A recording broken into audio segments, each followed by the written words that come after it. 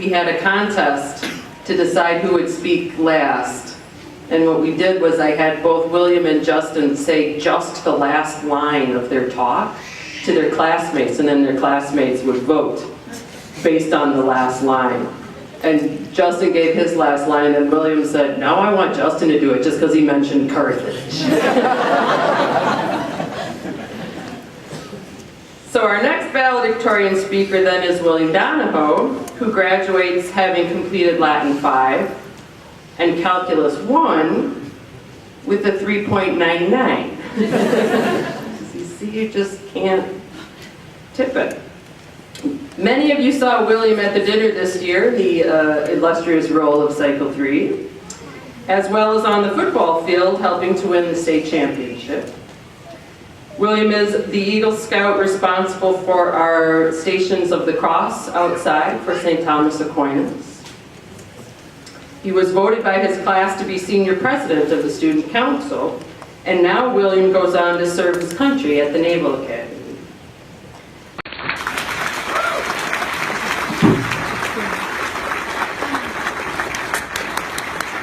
I warned the students 100 times about that shelf. That's how I knew I was going to be the one to make it fall.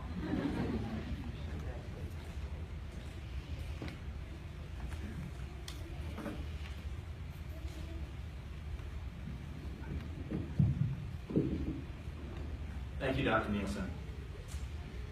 I would like to take a brief moment at the beginning of this speech to thank a few people in particular.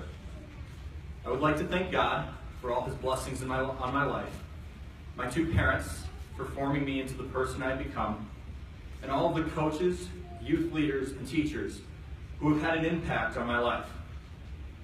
I particularly feel compelled to mention Ms. Micah for putting up with me and the rest of the class during our middle school years, Ms. Gong for her extra efforts this year to assist our very needy calculus class, and Mr. Quas for providing an environment in his history classes where the free expression of ideas could flourish. Your efforts, and the efforts of those who I did not have time to mention by name here, are not lost on me or on the class. Graduation is a lot of things.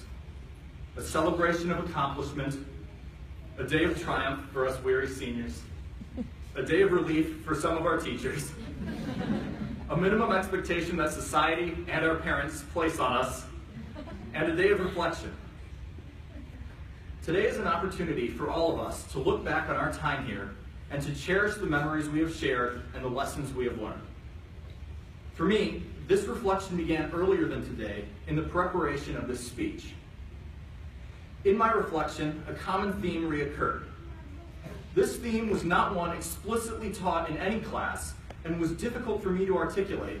However, I found it perfectly expressed by Christ's words in Luke's Gospel, chapter 12, verse 48, when he said, "To whom much is given, of him much will be required."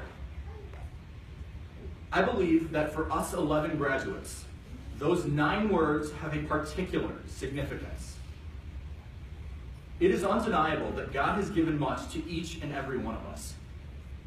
In addition to the generous blessing that is our Catholic faith, we all have loving families, we are all well fed and clothed, and we all live in the richest, freest, and in my opinion, greatest country in the history of the world, the United States of America.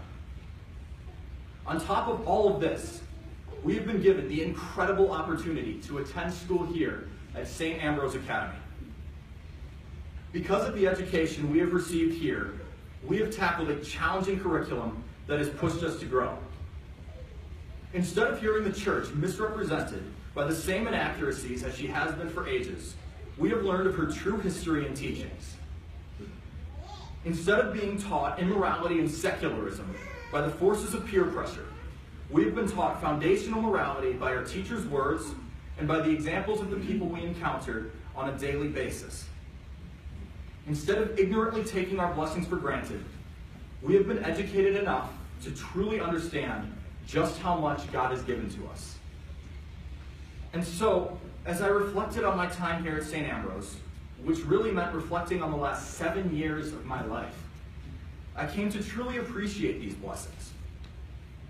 It also became increasingly clear to me that because of these blessings, Luke 12:48 was a challenge for us. Because we are among those to whom much has been given, we must know that from us much will be required. For us, mediocrity is unacceptable. Because of our blessings, we are called to make a difference in the world by reaching the fullness of our potential in all areas. But just as the defining characteristic of our education here was our instruction in the faith, so the defining characteristic of our impact on the world must be holiness. In our efforts to fulfill our potential, we cannot forget to work tirelessly to realize our spiritual potential. For we have, thanks in large part to the formation we received here, the foundation necessary for sainthood. This will not be easy. It will require constant effort through what may be uninspiring circumstances and continuous focus in our often boring daily lives. Yet we must persevere, because this personal commitment to holiness is, I believe, our obligation. And I know that it is what the world needs from us. Furthermore, if we commit ourselves to this, there will be nothing more rewarding, because, as St. Augustine put it, to fall in love with God is the greatest romance, to seek Him the greatest adventure, and to find Him the greatest human achievement. So I urge each and every one of you to strive to be all that God is calling us to be, because we owe the world, our families, ourselves, and God absolutely nothing less.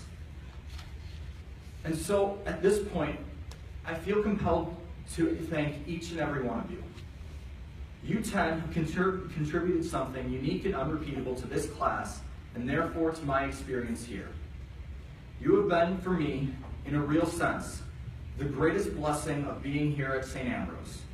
And while our time here together has come to an end, I hope and pray that we can live up to all that God has given to us and reach the very fullness of our potential. Thank you.